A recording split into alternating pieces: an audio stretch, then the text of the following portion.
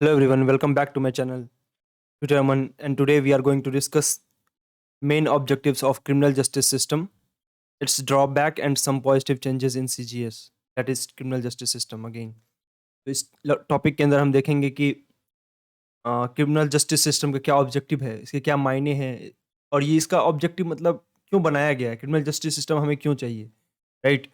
और इट्स इसके जो ड्रॉबैक्स हैं इंडिया के अंदर, जो कुछ ड्रॉबैक्स हैं जो अच्छे से वर्क नहीं करता है, इसके अंदर क्या खामियां हैं, क्या चेंजेस लाने की ज़रूरत है, और सम पॉजिटिव चेंजेस जो हुए हैं हाल फिलहाल के ईयर्स में, वो क्या पॉजिटिव चेंजेस हुए हैं सीजीएस के अंदर, क्रिमिनल जस्टिस सिस्टम के अंदर, ताकि इसको और भी ज़्यादा इफेक्टिव बनाया जाए।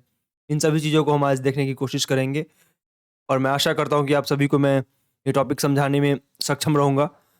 और अभी हम कवर कर रहे हैं your laws and your right, जो कि बीए प्रोग्राम के अंदर 5th सेमेस्टर में है। और ये टॉपिक, और मैं कोशिश करूंगा कि मैं इस सारे टॉपिक को अच्छे से कवर कर पाऊँ। So let's begin.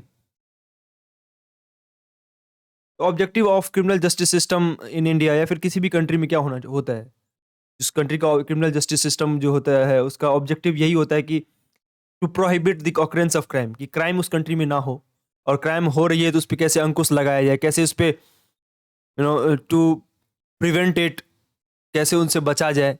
इन सब चीज़ों से को डील करने का काम किसका होता है? क्रिमिनल जस्टिस सिस्टम का होता है, कि कैसे उसको रोका जाए क्राइम को होने से। Second thing is to give punishment to the criminals, कि क्रिमिनल्स जो है उसको कैसे पनिशमेंट दिया जाए ताकि वो अगले अगले टाइम पे क्राइम ना करे। तो पनिशमेंट जरूरी होता है ताकि क्रिमिनल को डिमोटिवेट करे क्राइम को लेकर, कि क्राइम ना करे वो दोबारा फिर। अगर मान लीजिए कि इस कंट्री में कोई लॉ नहीं होगा कि पनिशमेंट का, कि कोई भी क्राइम होने पे तो क्रिमिनल्स को कोई टेंशन ही नहीं रहेगा, कि मतलब वो किसी की भी क्राइम कर देंगे और वो आराम से बच जाएंगे, क्योंकि कोई उसको रोकने वाला नहीं है। लेकिन अगर ये रूल ऑफ लॉ है यहाँ पे, और यदि क्रिमिनल जस्टिस सिस्टम है यहाँ पे, तो उसको पता है कि यदि मैं कोई क्राइम करूंगा तो फिर उसके बाद क्रिमिनल जस्टिस सिस्टम जो है हमें पनिशमेंट दे देगी, और फिर मुझे उसका पनिशमेंट झेलना पड़ेगा। ठीक है? तो इसलिए पनिशमेंट, क्रिमिनल्स को पनिशमेंट देना जरूरी हो जाता है। Third point is to rehabilitate and rehabilitate the transgressors and the criminals. ये ट्रांसग्रेसर जो जो नियम को तोड़ने वाले लोग होते हैं, या फिर जो क्रिमिनल है जिसने ऑफेंस किया है, उसको दूसरी जगह डाला जाए, यानी कि जेल वगैरह में डाला जाए। ठीक है?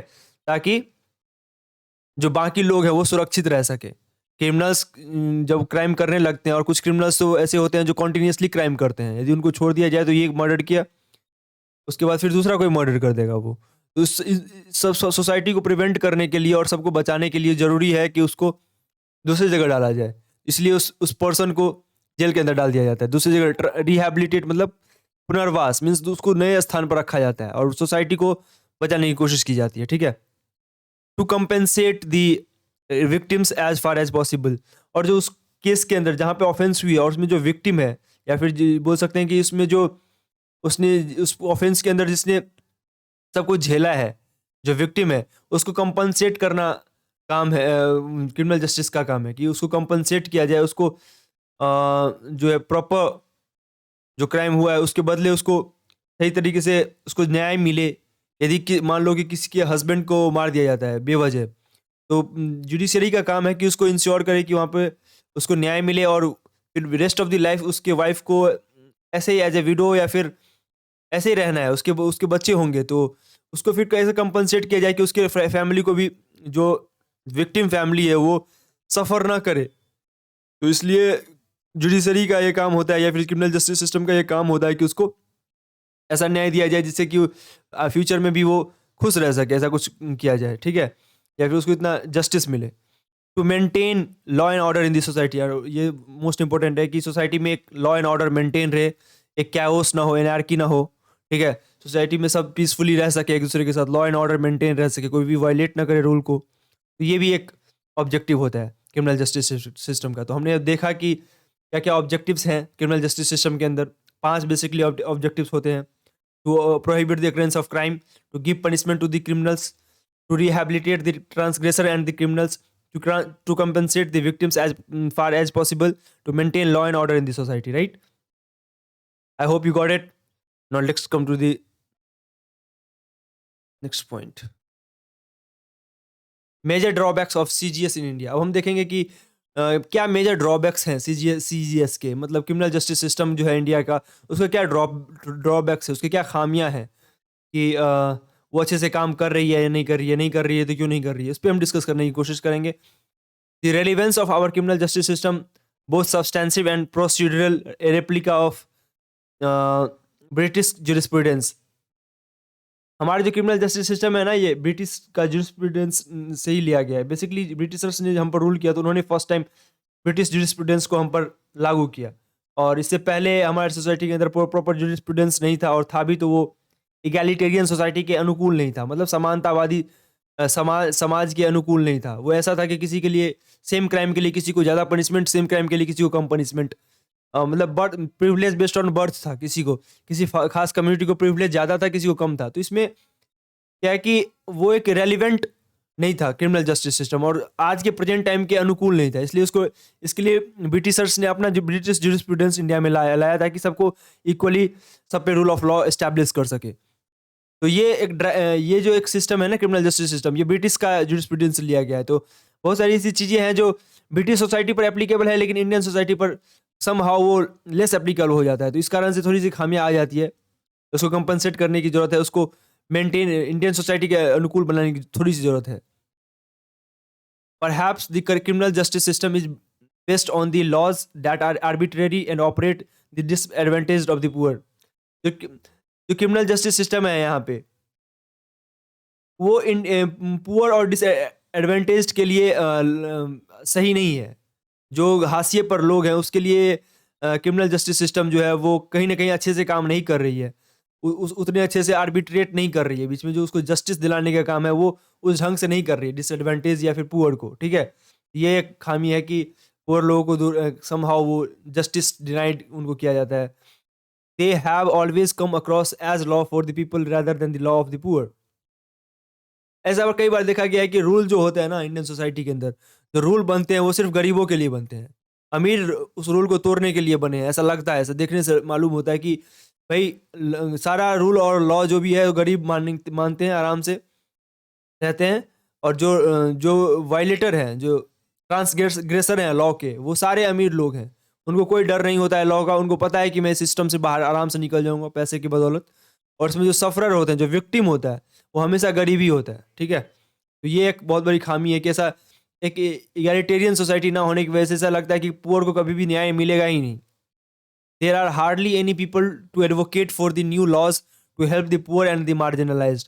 बहुत ऐसे कम लोग हैं सोसाइटी के अंदर, बचे खुचे लोग, जो पुअर के और मार्जिनलाइज्ड, जो हाशिए पर लोग या कम्युनिटी हैं या फिर जो गरीब लोग हैं, उनके लिए कोई एडवोकेट करे कि भाई नए रूल बनाओ ताकि उस पर कोई जुल्म ज्यादती ना हो, उस पर कोई क्रिमिनल ऑफेंस ना हो.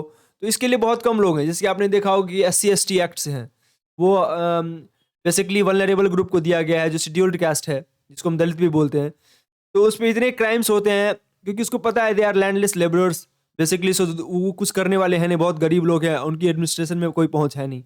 तो उनसे बचाने के लिए सुप्रीम कोर्ट ने उसको SC/ST एक्ट करके एक लॉज बनाया है कि जिसकी यदि आप कास्ट बेस्ड वायलेंस करते हैं किसी पे, और यदि इसलिए उसको मार रहे हैं कि just because he is from a particular caste और ए ट्राइब, या फिर आदिवासी हैं इसलिए आप उसको मार रहे हैं, तो you will face the agony of the CGS, right.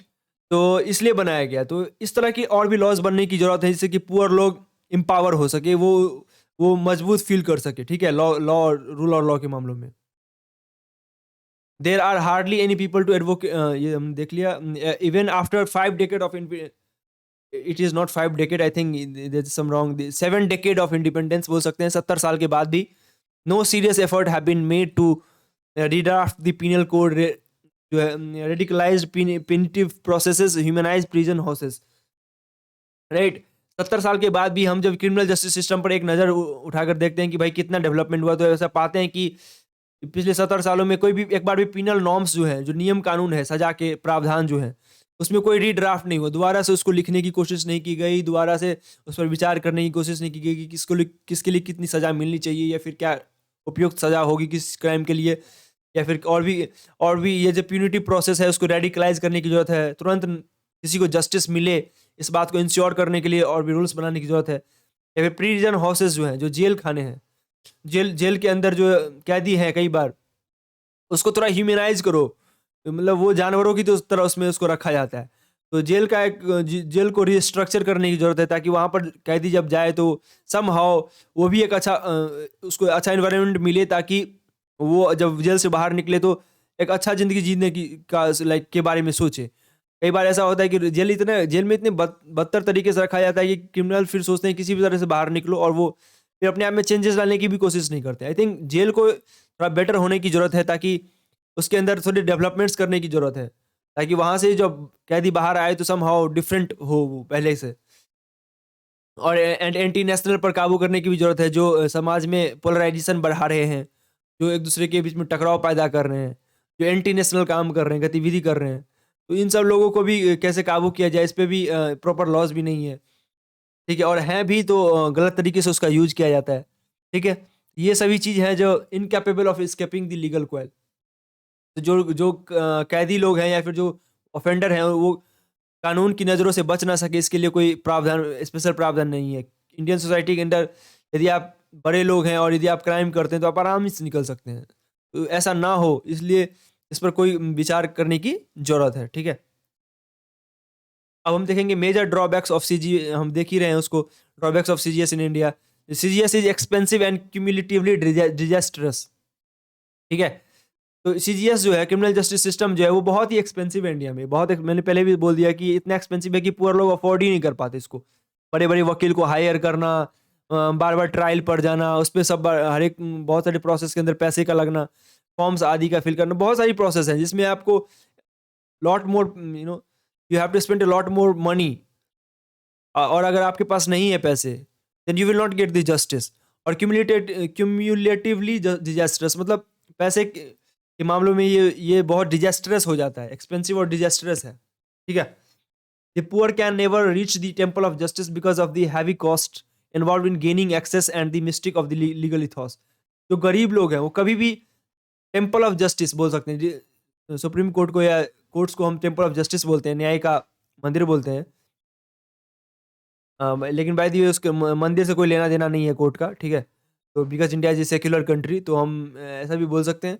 लेकिन द पुअर कैन नेवर, इस कहने का मतलब ये है कि इतना अधिक मात्रा में पैसे की जरूरत, इन्वॉल्वमेंट होती है ना इस पूरे प्रोसेस के अंदर, कि और इतना इथोस, लीगल इथोस है, कानूनी कार्रवाई इतनी ज़्यादा पेचीदगी है इसके अंदर इतनी कॉम्प्लिकेशंस है कि गरीब लोग वहां जाने से एक तो डरते भी हैं कि बहुत सारा पैसा लग जाएगा और कुछ होना है नहीं, और उनको कुछ पता नहीं होता है बेसिकली कि कैसे न्याय मिलेगा। तो उनका बहुत सारा पैसा भी इन्वेस्ट हो जाता है, बहुत परेशान भी हो जाते हैं वो। तो ये सब, इन सबको दूर करने की जरूरत है, ताकि लोग, गरीब लोग सुप्रीम कोर्ट या हाई कोर्ट से डरने की बजाय वहां पर मदद के लिए जा सके। लोग डरते हैं गरीब लोग कि भाई कोर्ट कचहरी के चक्कर में मत पड़ो, नहीं तो फिर पता नहीं क्या होगा। ठीक है, तो ये ऐसा इसलिए होता है क्योंकि उनको पता है कि वहां पर मुझे कुछ पता ही नहीं है, वो लोग सब आपस में कर लेते हैं सब कुछ, और ये बहुत सारा पैसा खर्च हो जाता है। तो ये समझने की जरूरत है कि ऐसा क्यों हो रहा है, वो कहाँ से आ रहा है। The hierarchy of the courts with appeals and appeals puts legal justice beyond the reach of the poor.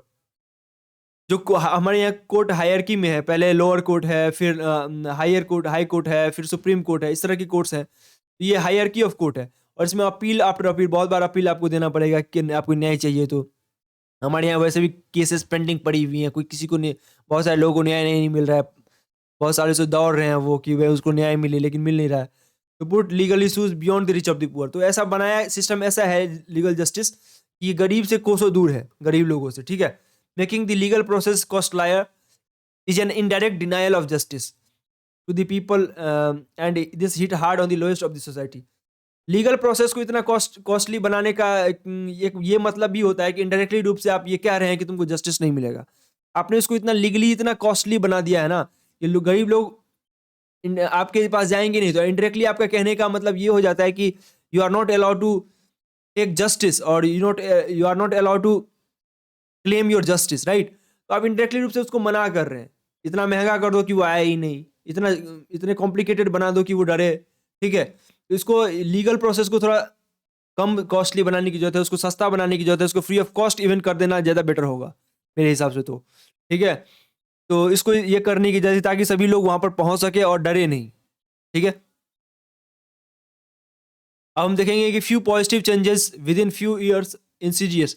जो कुछ पॉजिटिव चेंजेस हुए हैं सीजीएस के अंदर, क्रिमिनल जस्टिस सिस्टम के अंदर कुछ सालों में, वो हम देखेंगे कि उसके अंदर क्या क्या पॉजिटिव चेंजेस हुए, उसके बारे में हम डिस्कस करने वाले हैं। The importance of this development of the delivery system of justice cannot be ignored.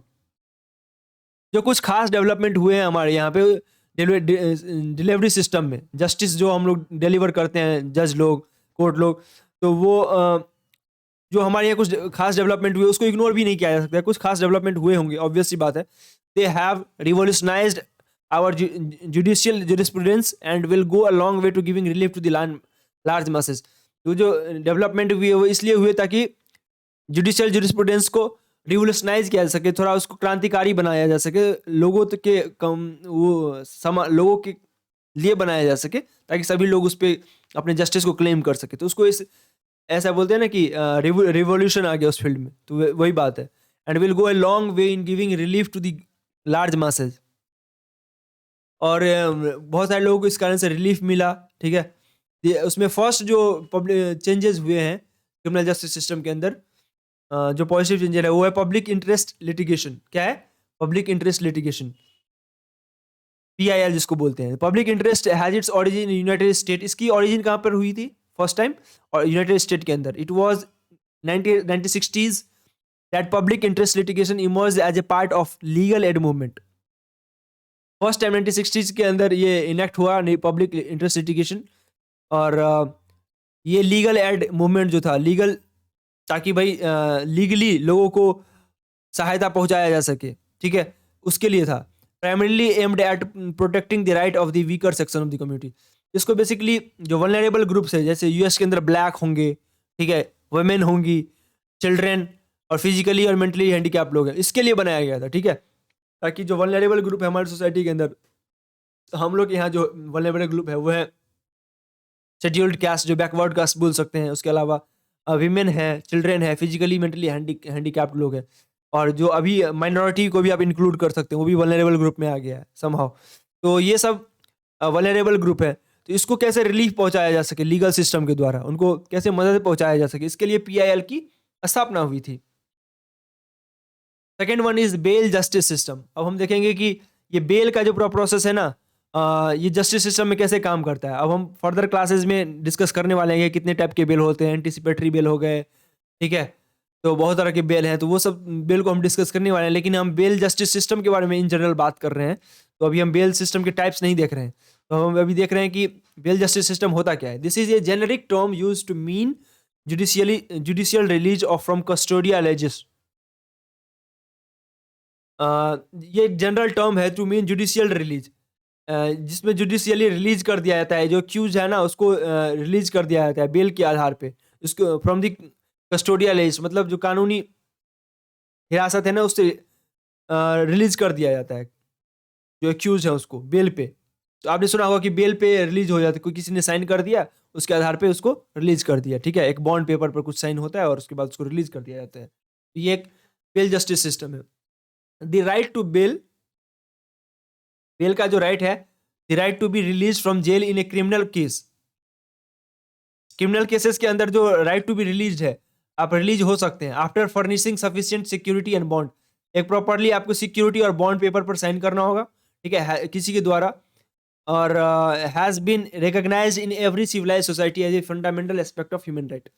और उसके बाद उसको छोड़ा जा सकता है कुछ समय के लिए, और ट्रायल पर फिर उसको वापस आना पड़ेगा बीच बीच में। अदर लेकिन ये तभी छोड़ा जा सकता है जब उसके पास एक प्रॉपर सिक्योरिटी, सफिशिएंट सिक्योरिटी और बॉन्ड प्रोवाइड करने वाला कोई इंसान हो, ठीक है।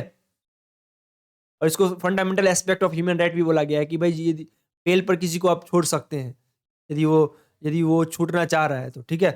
This is the based on the principle that the object of a criminal proceeding is to secure the presence of accused charge of a crime at a time of inquiry.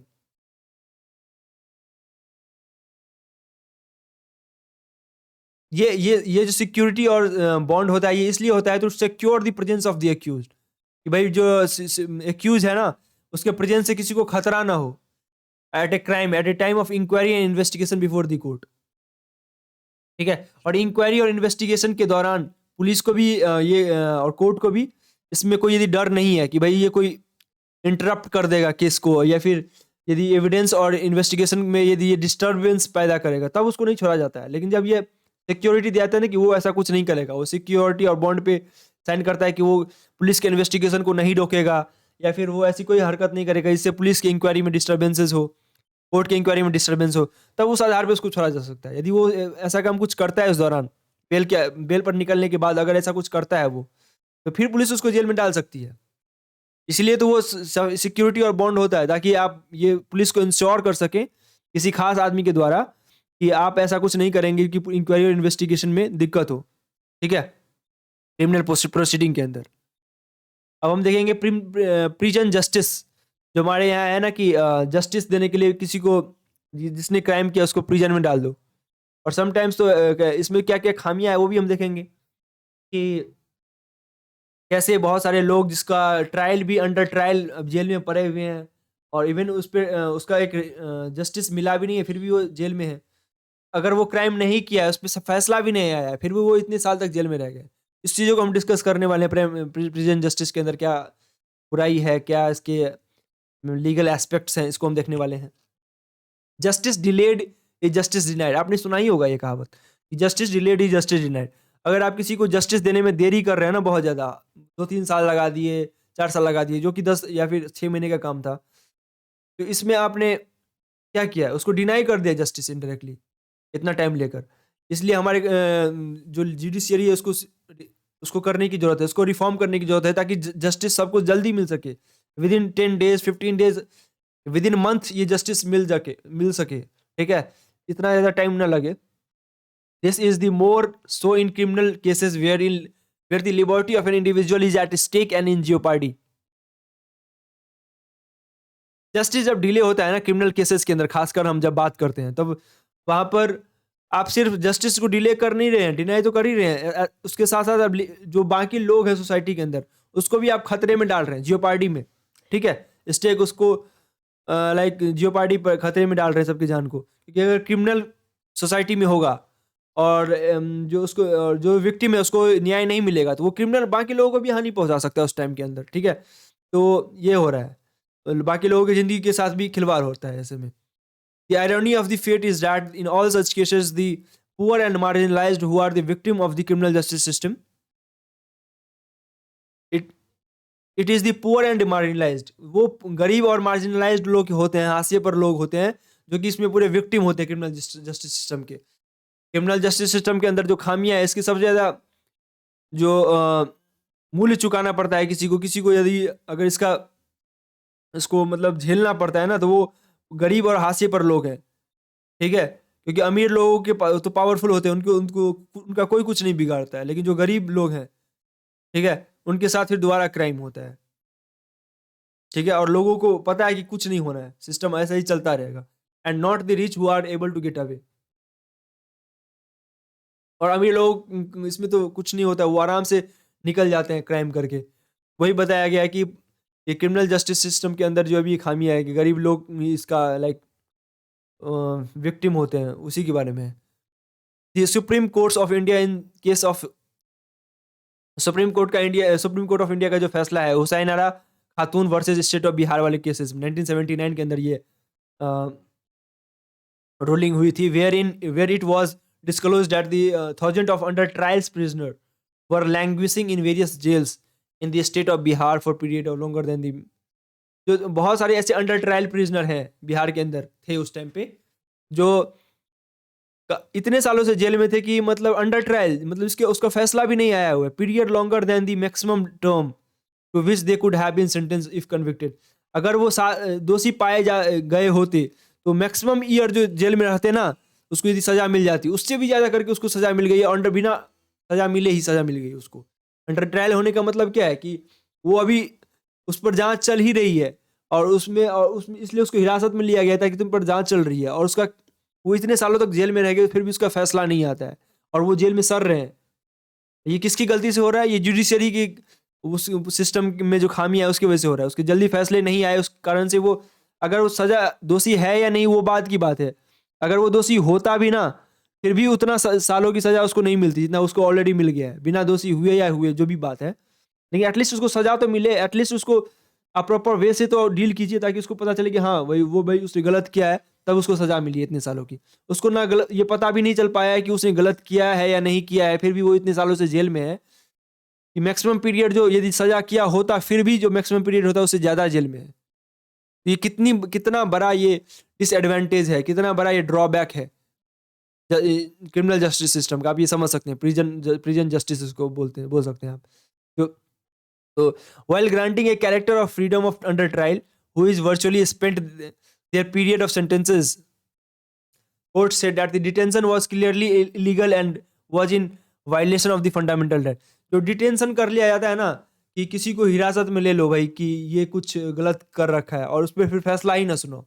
अगर आपने किसी को हिरासत में लिया है और आप जांच करने की कोशिश कर रहे हैं, जल्दी से जांच करके रिपोर्ट दीजिए जुडिशियरी में, और उसके बिना पर उसको फैसला सुना दिया जाएगा।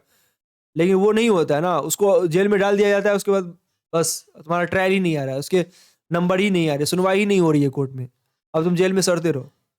तो ये जो पूरा सिस्टम है, ये इसको बदलने की जरूरत है। ये फंडामेंटल राइट का वायलेशन है ना। आर्टिकल 21 में सबको like freedom of speech and expression है, फ्रीडम के साथ वो रह सकता है, ठीक है, उसको गारंटी किया गया। आप बिना उसको डिटेन नहीं कर सकते हैं यदि उसने कुछ ऐसा नहीं किया है तो। लेकिन आप उसको डिटेन कर रहे हैं, इलीगली डिटेन कर रहे हैं, कोई फैसला भी नहीं दे रहे हैं, तो ये बिल्कुल इलीगल है detention according to constitution of India. ठीक है, फिर भी ऐसा हो रहा है, इसमें कहीं ना कहीं सुप्रीम कोर्ट को चेंजेस करने की जरूरत है। The supreme Court after getting through the investigation conducted in the matter of 7 juvenile prisoner locked up in Tihar jail. Supreme Court का जो फैसला था, जो 7 जुवेनाइल प्रिजनर थे कहाँ पे, तिहाड़ जेल में, ठीक है, उस टाइम पे, to know the prisoner how की प्रिजनर्स रह कैसे रहे तिहाड़ जेल के अंदर। उसमें उन्होंने फैसला सुनाया था कि prisoners were living in the pathetic condition in prison. जो कैदी हैं वो बहुत ही दयनीय स्थिति में जेलों में रह रहे हैं, ठीक है। And there were over crowding in jail, और जेल के अंदर ओवर क्राउड है, बहुत ही ज़्यादा भीड़ है। जहाँ पर 2 लोग रह सकते हैं वहाँ पर 10 लोग रह रहे हैं, इतनी ज़्यादा भीड़ है वहाँ पर, और बहुत पैथेटिक कंडीशन में, दयनीय स्थिति में रह रहे हैं वो। तो ये सुप्रीम कोर्ट का ही रूलिंग है कि भाई इसको सही तरीके से उसको ठीक किया जाए जेल की कंडीशन को, ठीक है। Although in India prison act 1884, जो प्रिजन एक्ट है ना इंडिया का, वो 1884 में ही इनेक्ट हुआ था। To undertake the corrective measures, वो इसलिए था कि सही करेक्टिव मेजर्स ले सके, सही रूल्स बनाया जा सके, to so that the prisoners could provided with facilities available under the law. ऐसे रूल बनाए जा सके कि प्रिजनर जो कैदी है उसको सही फैसिलिटी मिल सके लॉ के अंदर, ठीक है। But there is hardly any changes in the condition of the jail, लेकिन इसमें शायद ही कोई सही चेंजेस हुआ जेल के अंदर। तो उस टाइम पे अंग्रेज थे और उन्होंने सोचा कि कैदी तो वैसे भी अंग्रेज के खिलाफ ही ज़्यादातर काम करने वाले लोग थे, तो उन्होंने जेल को रिफॉर्म नहीं किया। और वो जो जेल का रिफॉर्म उन्होंने नहीं किया, उसके बाद जो कंट्री इंडिपेंडेंट हो गया, उसके बाद भी जो लोग रूल किया जिन्होंने, उन्होंने इस पे ध्यान नहीं दिया कि जेल को रिफॉर्म करने की जरूरत है, प्रिजन को ठीक करने की जरूरत है, वहाँ पे एक ह्यूमनाइज करने की जरूरत है ताकि लोग रह सकें, इंसान रह सके। वहाँ जानवर नहीं रह रहे हैं, इंसान ही रह रहे हैं बेसिकली। उन्होंने क्राइम कर रखा है, ठीक है, लेकिन आप उसको ऐसी कंडीशन में तो रखो ताकि वो एटलीस्ट, आप उसके डिनाई, इसको उसका जो फ्रीडम है उसको तो डिनाई कर रहे हो आप, एटलीस्ट उसमें उसको ह्यूमन कंडीशन में तो रखो, ठीक है। हार्डली एनी कोई चेंजेस हुआ ही नहीं इंडिया प्रिजन एक्ट जो था 1884 के अनुसार। तो in the condition of the jails and the attitude of the jail administration, ना ही कोई बदलाव जेल में हुए, ना ही कोई बदलाव जेल के एडमिनिस्ट्रेशन में हुए, ठीक है। जो पूरा सिस्टम है कि जेल के अंदर जो एडमिनिस्ट्रेशन रूल चलता है, पूरा जो एक पूरा सिस्टम बना हुआ है कि भाई इस तरीके से काम करेगा, उसमें भी कोई चेंजेस नहीं हुआ। जो लोग हैं जो रूल करते हैं जेल के अंदर, वो लोग पुलिस है, वो भी, उनका भी एटीट्यूड चेंज नहीं हुआ है। तो सब कुछ सेम ही है 1884 से, ठीक है। इवन दे अंग्रेज ने उन्होंने बोला था कि ठीक करो इसको, लेकिन अभी तक ऐसा कुछ सिस्टम ठीक हुआ नहीं है। बस हाँ ये है कि अमीर लोग के लिए खास जेल, सेल्यूलर जेल बनाए गए हैं जहाँ वो आराम से रह सकते हैं, बाकी गरीब लोग जानवर की तरह रहते हैं जेल में। And in spite of constitutional mandate for speedy trial, there are over 2 lakh prisoners and under trials who are endlessly awaiting an early hearing of the cases.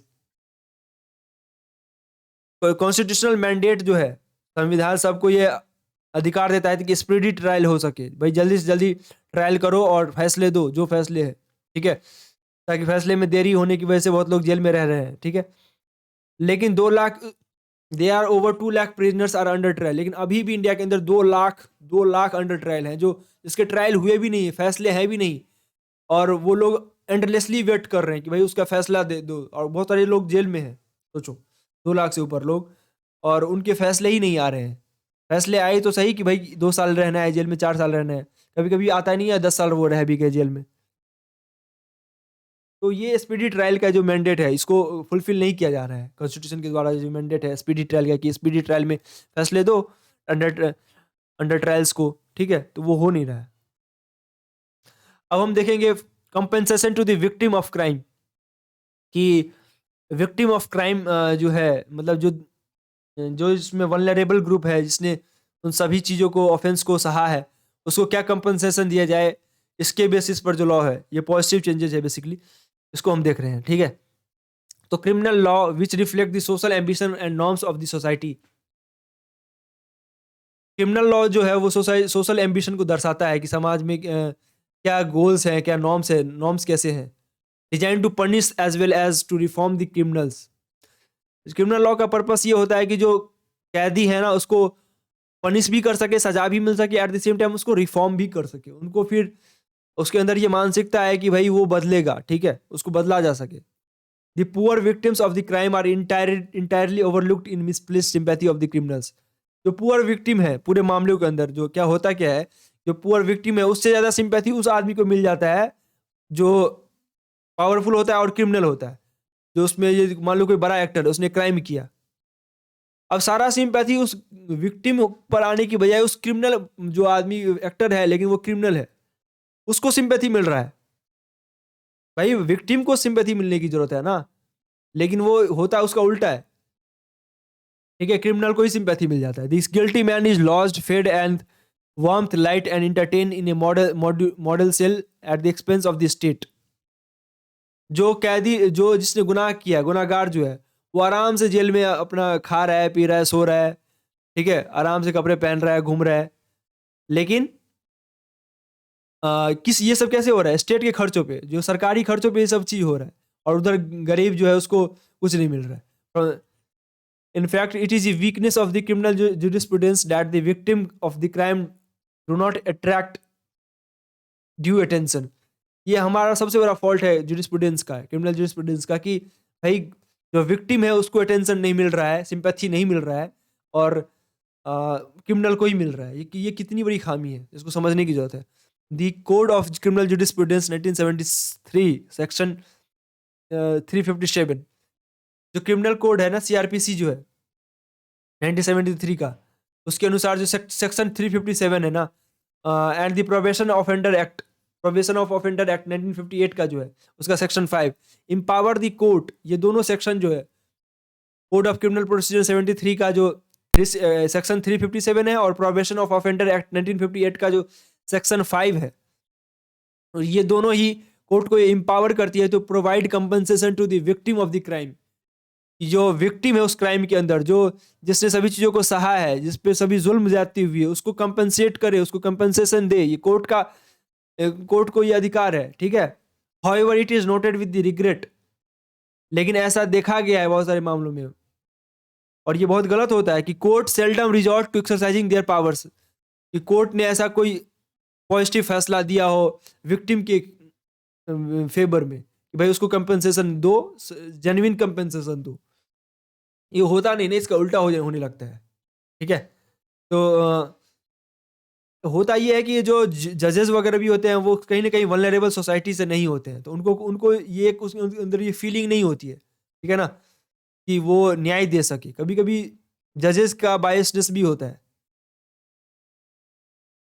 अब हम देखेंगे कि कंपनसेशन और to the victim of crime में ही हम देख रहे हैं कि the apex court of the in Hari Krishnan case जो है, उसमें बोला गया directed the attention of the all courts to exercise the provision under section 375 of the CrPC liberally. Court ने, सुप्रीम कोर्ट ने बोला है कि जो सभी कोर्ट को ये पावर एक्सरसाइज करना ही करना है कि सेक्शन 375 के अनुसार जो सीआरपीसी में, कि विक्टिम को कंपनसेट एडेक्वेट कंपनसेशन करो and award adequate compensation to the victim, particularly when an accused is released on admonition probation. जो वल्नरेबल ग्रुप है उसको, विक्टिम को तुम कंपनसेट करो ही करो, ये उन्होंने रूलिंग में बताया।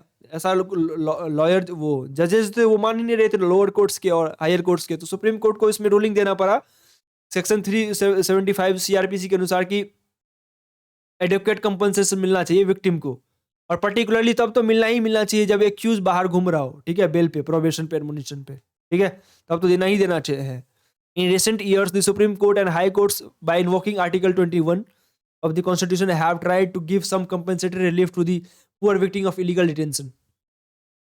हाल में देखा गया है कि सुप्रीम कोर्ट ने और हाई कोर्ट ने कुछ जो इलीगली लोगों को डिटेन कर लिया जाता है, जेल में डाल दो बिना कोई मतलब के, जस्ट बिकॉज कि at the hand of the executive, कि सरकार जो बोल रही है कि इसको जेल में डाल दो, तो कोई ना कोई फॉल्स चार्ज लगाकर जेल में डाल देती है।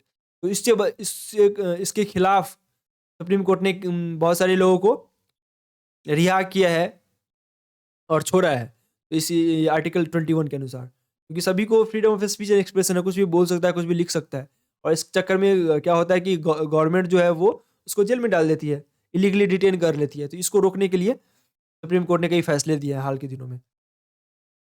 तो that's and for today. I hope कि आप लोग सभी समझ गए होंगे कि क्रिमिनल जस्टिस सिस्टम का क्या पर्पस है, इसके क्या मेजर ड्रॉबैक्स हैं, और क्यों क्या पॉजिटिव चेंजेस और नेगेटिव चेंजेस हुए हैं हाल के दिनों में, क्या बदलाव लाने की ज़रूरत है।